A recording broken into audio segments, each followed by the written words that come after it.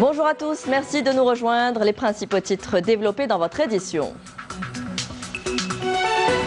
10e jour de la campagne électorale aujourd'hui. Nous reviendrons sur les meetings animés hier par les 5 candidats.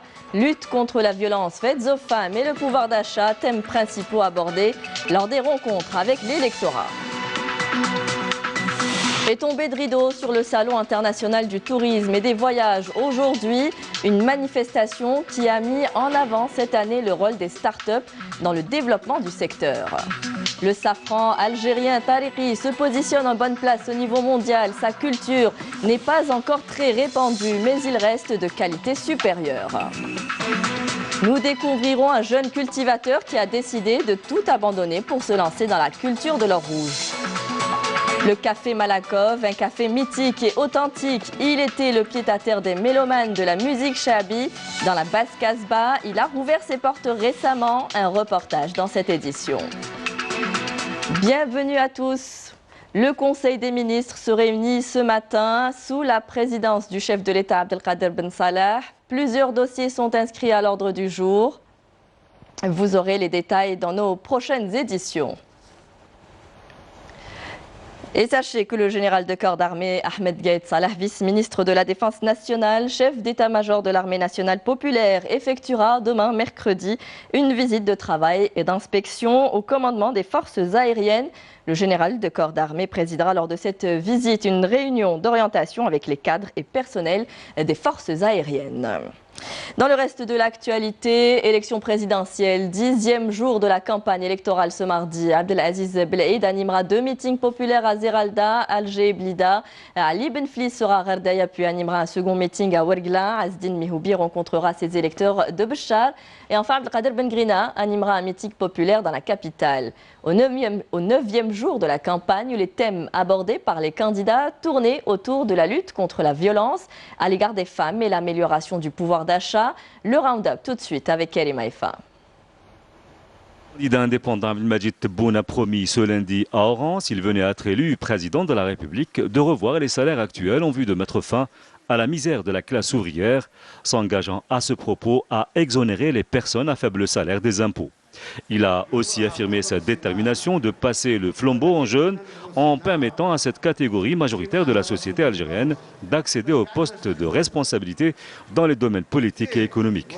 À cette occasion, le candidat indépendant à la magistrature suprême s'est engagé à lutter rigoureusement contre la corruption à tous les niveaux. Toujours à Oran, le candidat Azdine Mihoubi s'est engagé quant à lui à promulguer des lois rigoureuses pour sanctionner toutes les formes de violence exercées contre la femme s'il sera élu président de la République. Azdine Mihoubi a fait savoir sur un autre registre qu'un intérêt spécial était accordé à l'habitat précaire et indécent dans la wilaya d'Oran pour permettre aux familles défavorisées d'accéder à des habitations et logements décents, soulignant la nécessité de maintenir la formule du logement social en organisant le soutien et son orientation au profit des couches nécessiteuses et aux bas revenus.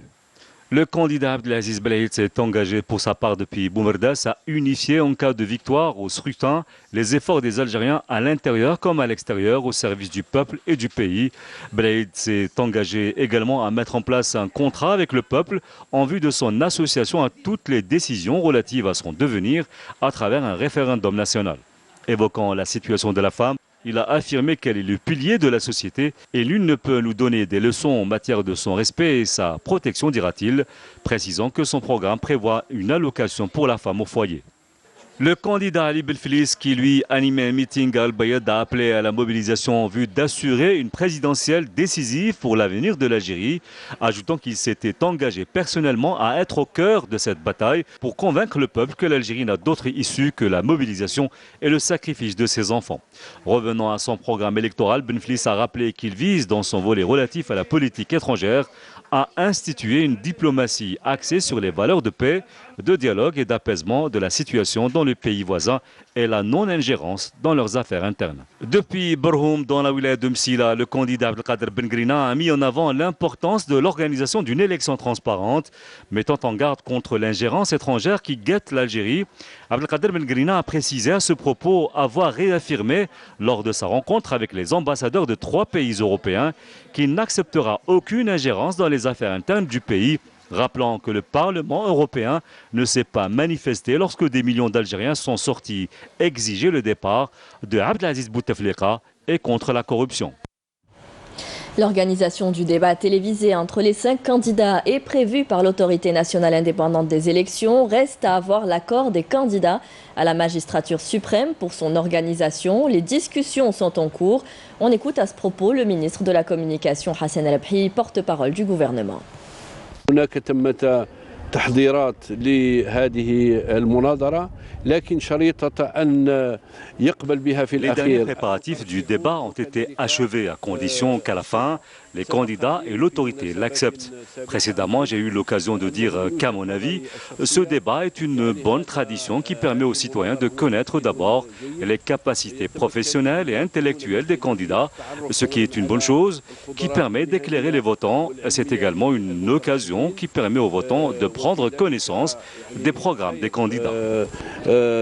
وتنوير بالنسبة للناخبين وكذلك هي مناسبة وتقليد من خلاله يتمكن كذلك الناخبون من التعرف على مضمون برامج المترشحين. Et les marches en soutien aux élections présidentielles se poursuivent à travers le pays.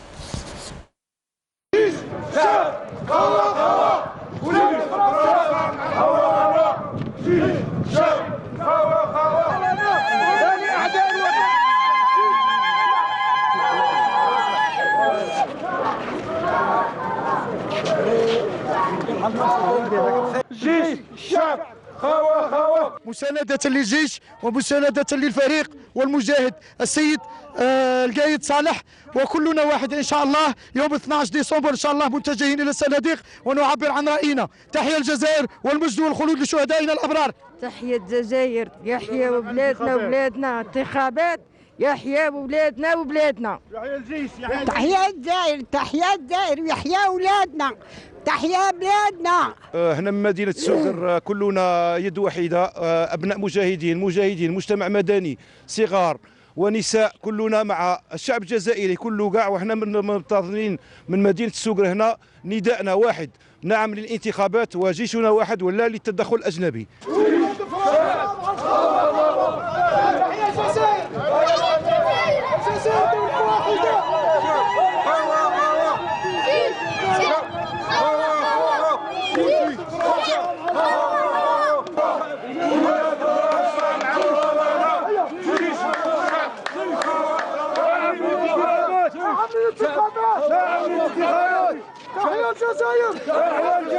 تستنكروا كل المواقف هذه اللي راهي في الخارج عاوز يعطونا في اوامر، هذا احنا ماناش محتاجينهم، احنا نسقموا مصالحنا لرواحنا.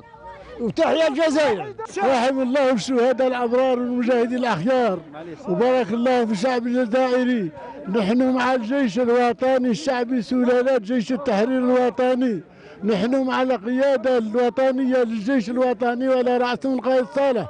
والانتخابات تكون هي مصير البلاد والعباد وبارك الله فيك. الله يحفظ البلاد والله يحفظ الشباب، والله يجيب لنا رئيس صالح اللي ينقذ هذه البلاد ان شاء الله وتبقى ديما مرفوعه. وتحيا الجيش ونحن مع الجيش. الله يرحم الشهداء، الله يرحم الشهداء، الله يرحم الشهداء.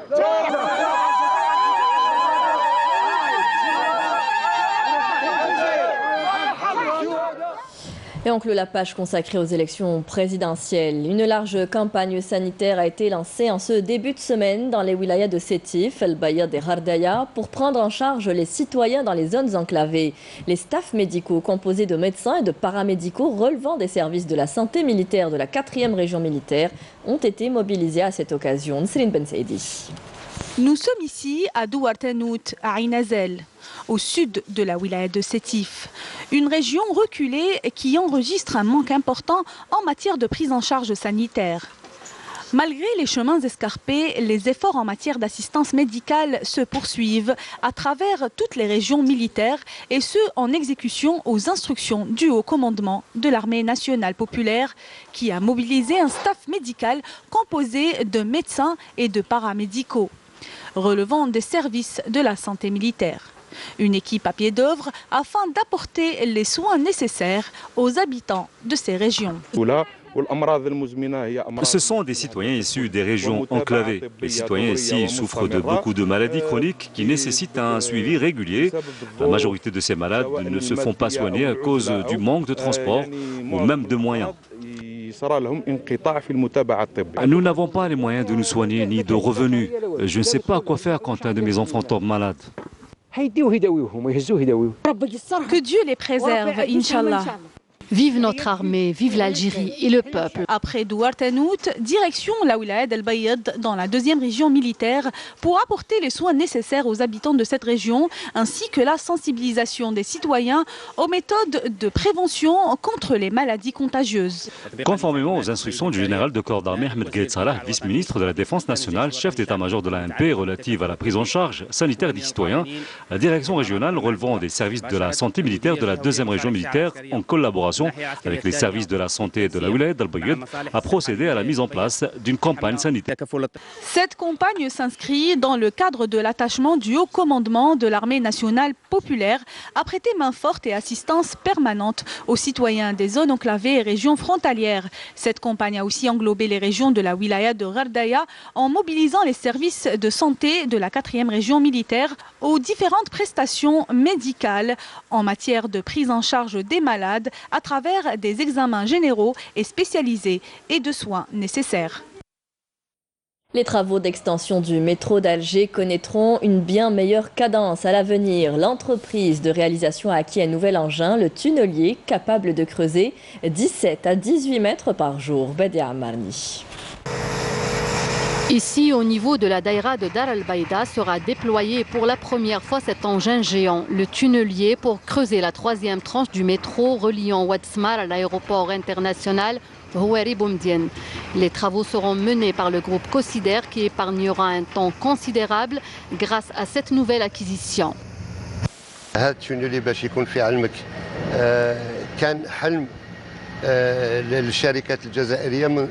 Ce tunnelier était le rêve des entreprises algériennes. Aujourd'hui, nous avons pu l'acquérir. Avec cette nouvelle technique de creusement, on peut creuser 17 à 18 mètres par jour. Le tunnel est réalisé complètement avec les éléments en béton.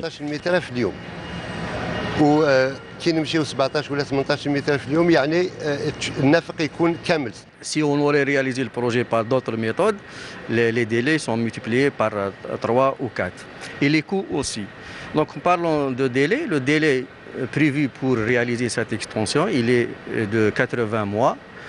Les stations où on est maintenant dans l'une des stations, station Oued Smar, elle est réalisée à un pourcentage très avancé, de l'ordre de 70%.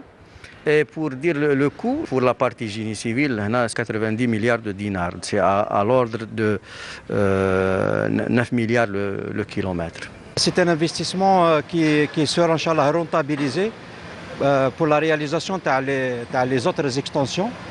عندنا امتداد اللي راح يكون من بلاص دي مارتير حتى الشيفالي، ومن شيفالي راح يكمل ان شاء الله هذا الخط تاع المترو حتى الشراقه ولاد فايد ومن جهه اخرى حتى الدراري.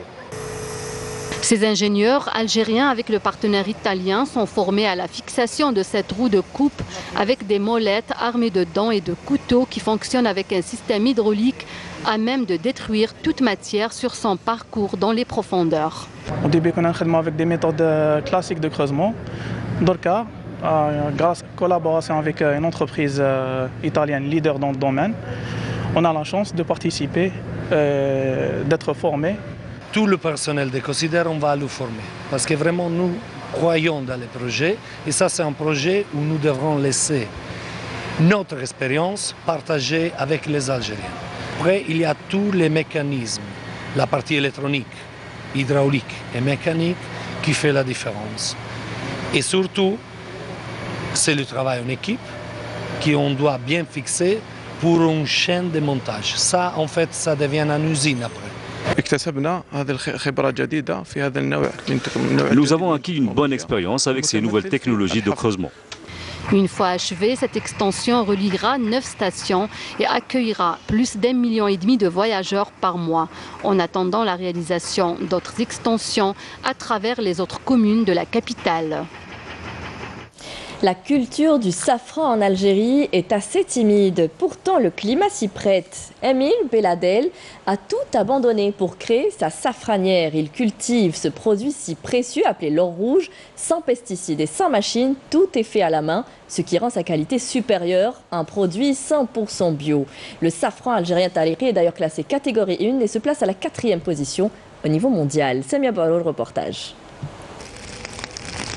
La culture de l'or rouge séduit de plus en plus d'agriculteurs. Le cas de Amir qui procède ce matin à la cueillette de ces fleurs dont les bulbes ont été plantées depuis environ 4 semaines. Ce safranier qui a lancé cette expérience à Drahmizen utilise des méthodes typiquement artisanales. Il faut faire un choix des bulbes.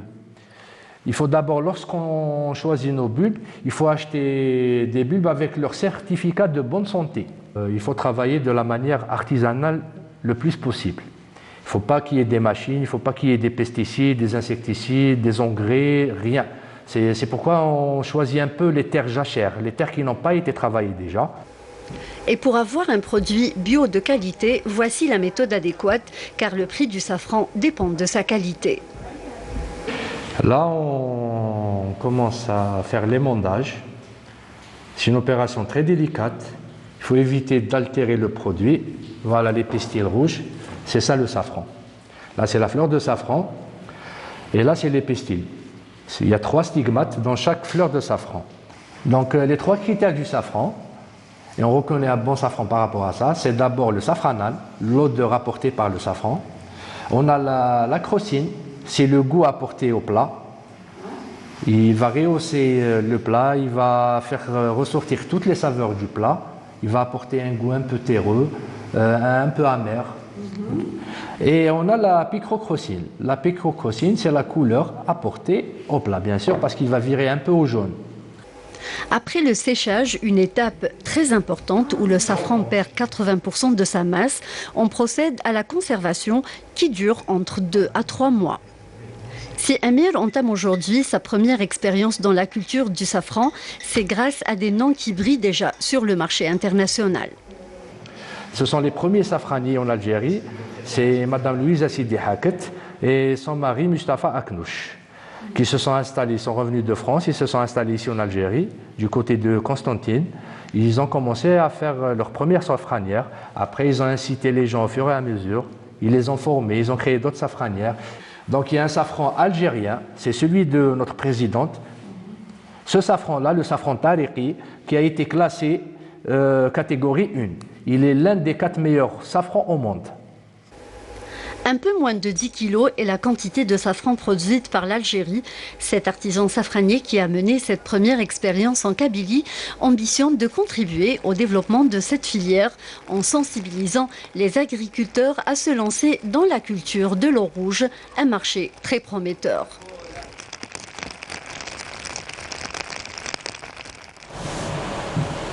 Et le pistachier de l'Atlas s'invite également en Algérie. Une exploitation de ce fruit s'étale sur plus de 1400 hectares à l'Arwat. Il s'est avéré que l'origine de l'arbre-mère est de cette région. Les agriculteurs commencent à montrer de l'intérêt à ce créneau qui semble fructueux et investissent le domaine. Walid Yousfi.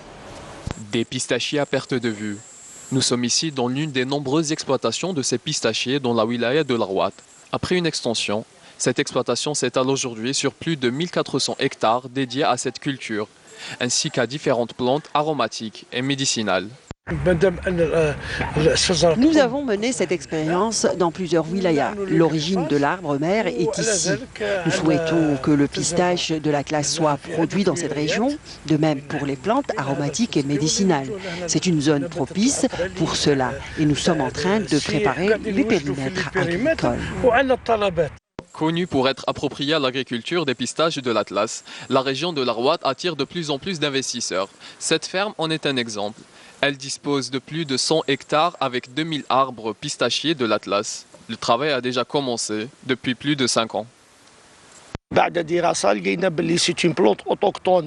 Avec des études, nous avons découvert que c'est une plante endémique. Le pistachier de cette région supporte le climat aride, plus que l'olivier. Il lui faut donc un climat sec. C'est un investissement privé, nous n'avons eu aucun soutien. Nous sommes les premiers dans la région saharienne. La pistache de l'Atlas, une valeur nutritive sûre, mais pas que. Les investisseurs ont pour objectif d'en faire une véritable valeur économique et pourquoi pas un label. Dans l'actualité internationale, une journée de la colère est attendue aujourd'hui dans les villes palestiniennes de Cisjordanie pour protester contre la déclaration du secrétaire d'État américain Mike Pompeo, selon laquelle les États-Unis ne considèrent plus les colonies israéliennes comme illégales. Cette décision américaine a fait d'ailleurs l'objet d'une réunion d'urgence hier au Caire et qui a réuni les ministres arabes des Affaires étrangères. Ils rejettent et condamnent la décision américaine dans leur résolution. Par ailleurs, les ministres arabes ont vivement dénoncé l'agression de l'occupant israélien sur la bande de Gaza et dénoncé la politique israélienne d'assassinat ciblé.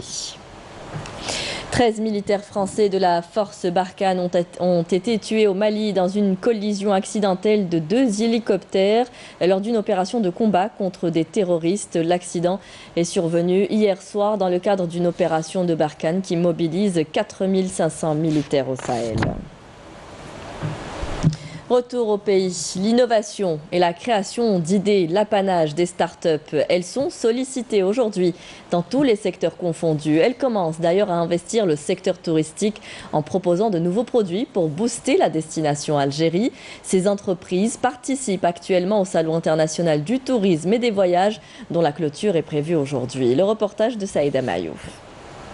La 20e édition du CITEV est sans nul doute une occasion propice pour mettre en exergue l'implication ô combien précieuse des startups en matière de promotion de la destination Algérie. On a créé un guide touristique pour la wilaya d'Alger et par la suite on a créé une autre application liée à Sahara algérien.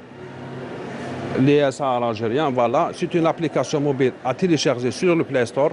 C'est un guide saharien. Nous proposons comme tiers de confiance entre les voyageurs, c'est-à-dire les touristes algériens ou étrangers qui essayent de trouver un hébergement en Algérie et qui optent pas pour une chambre d'hôtel, mais plutôt pour un type de logement de type appartement, studio, maison d'hôte et ainsi de suite. Une grande importance est accordée par le gouvernement à ces jeunes entreprises, vu leur efficacité en matière de vulgarisation du produit touristique et artisanal dont regorge le pays. Est-ce que la première journée vous a permis d'avoir des contacts? C'était bénéfique pour vous? Bien sûr, énormément. Les hôtels qui sont présents, les groupes de tourisme au collège. Vous avez des contrats? Là, on fait la prise de contact. On est en train de faire la prise de contact. Et il montre que chacun d'eux a pu avoir au moins une vingtaine de contrats, une trentaine de contrats avec les partenaires tels que les hôteliers et les agences de voyage. Et nous sommes en train d'accompagner pour que l'Algérie soit plus visible et que le service dans le secteur du tourisme soit plus pratique et plus facile et à la portée de tout le monde. Établir des contacts fructueux avec les autres partenaires du tourisme, échanger les expériences et les expertises, tel est l'objectif assigné à cette 20e édition du CITEV. Et on vous emmène ce matin prendre un café dans un lieu mythique dans la Basse-Casbah, le Café Malakov. Il a rouvert ses portes après une opération de restauration.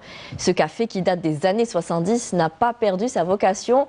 Il réunissait et réunit toujours les amateurs de la musique Charbi, car il appartenait au départ à Haj Mohamed Al-Anqa. Un lieu authentique qui a gardé son âme d'antan et ses clients. Une belle ambiance que nous rapporte Fri El-Hamdi. Le Café Malakov, situé à la Basse-Casbah d'Alger, demeure aujourd'hui encore le point de chute de tous les amoureux de la musique Charbi et d'Alger d'antan.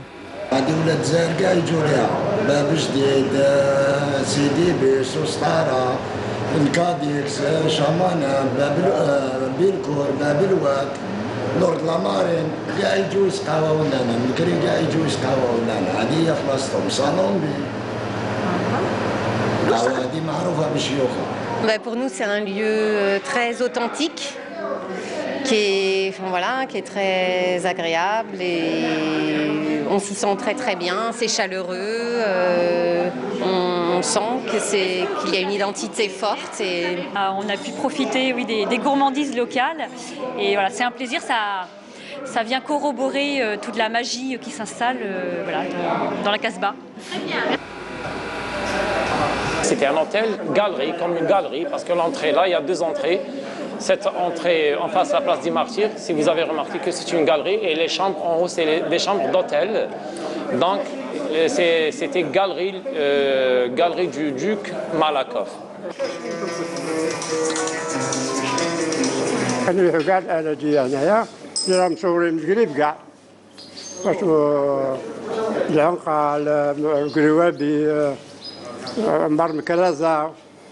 اكسترا محصير لعمة والله يدير بسنتر هكذا محصير كان يريح عليه مسكين الله يرحمه. كانت قهوة العنقة قبل طورة فهمتي، ومن بعد العنقة باعها المريزق هو مريزق والحاج مقران اللي كان فيها مور ما مات مريزق قعد فيها الحاج مقران في 76 1976 مود جوان. عاود الحاج مقران باعها العنقة في العوينة هذه. قال له يا الحاج، قال له انا عييت عندي كارو في لابيشري، قال له القهوة ما نجبدلهاش. قال له تولي انت القهوة ولا نبيعها. فهمتي العنقة قالوا نشريها عليك. 76 عاود ريكيبيريها العنقة. Le café Malakoff sort en effet de sa décrépitude. Le café a réouvert ses portes après une opération de restauration. كنا نبحث على قهوة وقعت في هذه القهوة لقيتها شوية رايبة عندها مدة وهي مغلوقة، عندها 4 وهي مغلوقة ورونوفيتها وخليتها بلاصتي ديالها. Aujourd'hui, ce café mythique de la Casbah des années 50, qui a par ailleurs servi aux Moudjahidines et aux Moussabilines, n'est plus qu'un simple café hors du temps, que visitent des nostalgiques du Chabi.